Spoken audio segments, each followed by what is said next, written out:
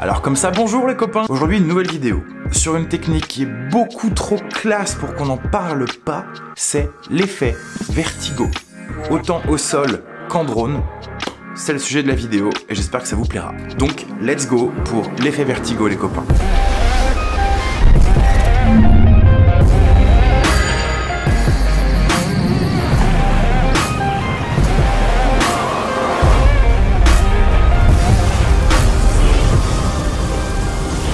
Alors l'effet vertigo, c'est quoi?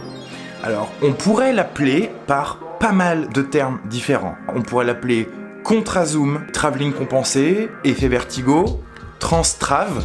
Moi je trouve que vertigo c'est vachement plus exotique, donc on va rester sur vertigo et normalement ça parle au plus grand nombre, donc vertigo. Il vient d'où cet effet vertigo? C'est une technique qui vient d'Alfred Hitchcock. Trop classe! Quand il a produit son film du même titre, Vertigo ou Sueur froide, il a sorti ce film-là en 1958 et c'est la première fois où on voyait enfin cet effet-là au cinéma. Ça a été repris un petit peu plus tard par Spielberg dans Les Dents de la Mer, dans une fameuse scène où on voit le shérif de la ville qui hallucine devant une putain d'attaque de mégalodon. Souvenez-vous-en, c'est plutôt une bonne anecdote. Donc voilà un petit peu l'héritage de cette technique-là, hein. On pique tout ça au cinéma évidemment. Par contre, il y a deux choses à respecter absolument, donc je vais vous expliquer un petit peu comment est-ce qu'on fait cette technique-là en tournage et en post-production. Alors, pour faire très simple, un effet vertigo, c'est quoi? Quand on voit les noms différents appelés pour ce terme-là, type contra-zoom, on se rend compte qu'il y a une opposition de mouvement et c'est ça qui va créer un sentiment de profondeur, un sentiment d'angoisse aussi, des choses assez particulières. La technique, elle est simplissime. Vous pouvez la faire alors, deux manières pour commencer et après si vous êtes chaud comme des baraques à frites, là, après, vous pourrez essayer sur d'autres choses. On crame pas les étapes, on essaie de comprendre la règle initialement, et une fois qu'on l'a comprise, on la détourne. Donc là, typiquement, l'effet vertigo, c'est vous allez faire un travelling avant ou arrière, et quand vous faites ce travelling avant, mettons, vous allez dézoomer dans l'image. Ou alors, vous faites un travelling arrière et vous zoomez dans l'image. Tac, tac. Ok? On se comprend sur la théorie. C'est aussi simple que ça.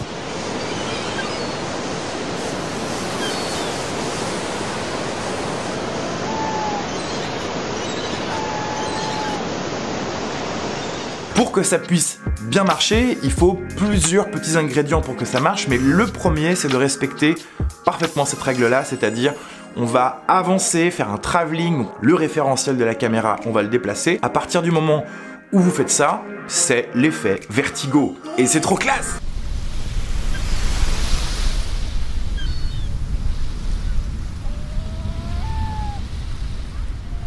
Donc on peut le faire évidemment au sol, en drone, car les drones sont ultra stables, on n'a pas cet effet de marché, donc les résultats sont plutôt bons en travelling. Donc cette technique-là marche évidemment au sol, à condition que vous ayez un stabilisateur qui fait que vous avez une image qui est flottée, qui est droite, qui est nickel. À partir du moment où vous faites ce travelling-là, vous pouvez vous arrêter là. La suite se passe après en post-production. Ce que je vous conseille très nettement de faire, mettons vous faites une sorte de travelling avant sur quelqu'un. Eh bien vous allez essayer de garder cette personne bien centrée, mais vraiment bien centrée. Et vous allez voir que si vous avancez vers lui et qu'après en post-production vous dézoomez, vous allez avoir le background qui va s'étirer en arrière loin. Vous êtes vraiment en train de faire un mouvement contraire.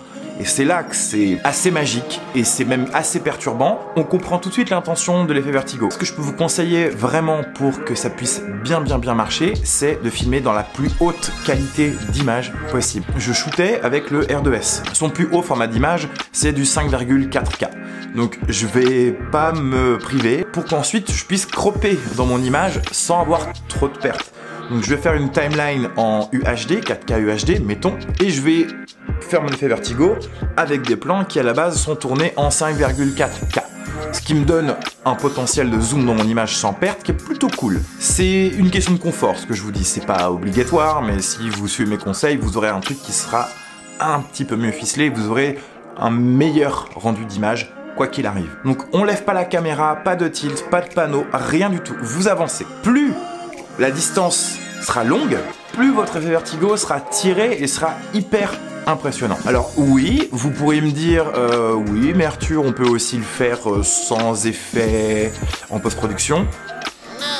Eh bien écoutez, si vous avez un cadreur en plus, que vous êtes 2 ou 3 autour d'une caméra, pourquoi pas? Dites-vous bien que dans le cinéma, s'ils veulent appliquer cet effet-là, j'imagine que l'opérateur vidéo, il est sur une espèce de gros chariot sur la caméra avec son petit siège et tout ça tranquillement, qu'il y a des mecs qui vont, des machinistes qui vont tirer le chariot en arrière, et va potentiellement y avoir un mec, un peu comme un focus puller, c'est-à-dire quelqu'un qui ne fait que le focus, qui est la mise au point dans les fictions, les films et tout ça, pour le zoom, donc un zoom puller peut-être, je sais même pas si ça existe ça. Si vous voulez faire cet effet au tournage, eh ben, ça veut dire qu'il vous faut soit 3 mains, soit 3 personnes. Donc tout seul, moi j'y arrive pas, franchement. C'est-à-dire que la seule façon de le faire, c'est de faire, mettons, un travelling arrière avec le Ronin et de zoomer pendant que je fais ça.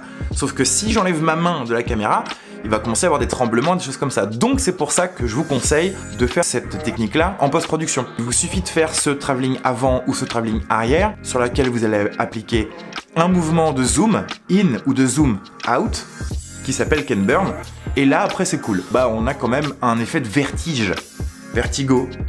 Vertige. Je crois que tout est là. Ça vous fait une corde de plus à votre arc, 2 techniques, 2 compétences à pouvoir agrémenter dans vos vidéos.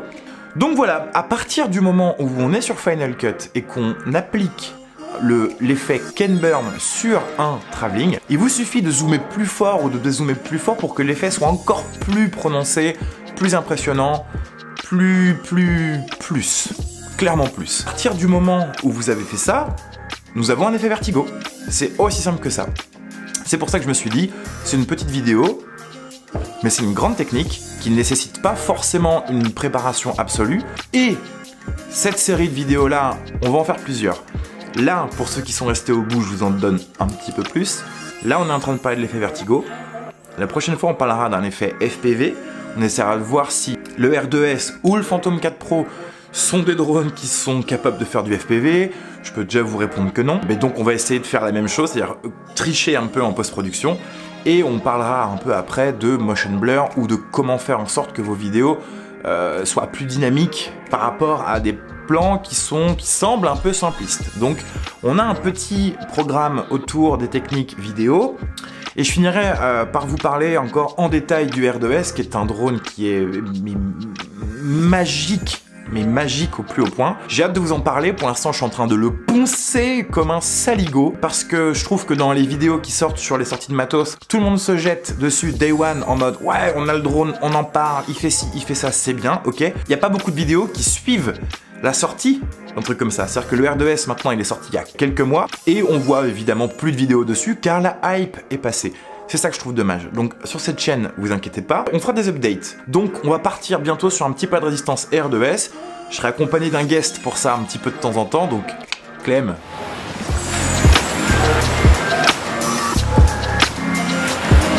Bienvenue sur la chaîne. Et puis bah, les copains, c'était tout pour moi. Si vous avez trouvé que cette technique-là était trop cool et que bah, ça va agrémenter vos montages, un bon petit pouce en l'air. Si vous trouvez que c'est pas terrible et que ça n'agrémente rien et que ce n'est pas une plus-value, pouce en bas. Si vous trouvez que c'est cool et que vous voulez soutenir la chaîne, un bon petit commentaire des familles.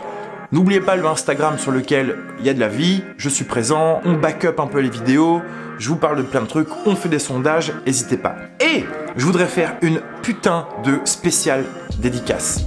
Vous voyez pas derrière moi ce qu'il y a depuis tout à l'heure?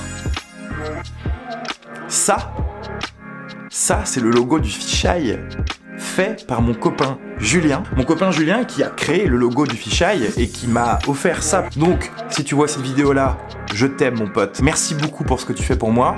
Et si tu m'as fait ça, c'est que tu crois en mes capacités que cette chaîne puisse marcher. Il est designer, il fait des choses incroyables et c'est surtout mon meilleur ami. Merci mon Julien. C'est un beau symbole.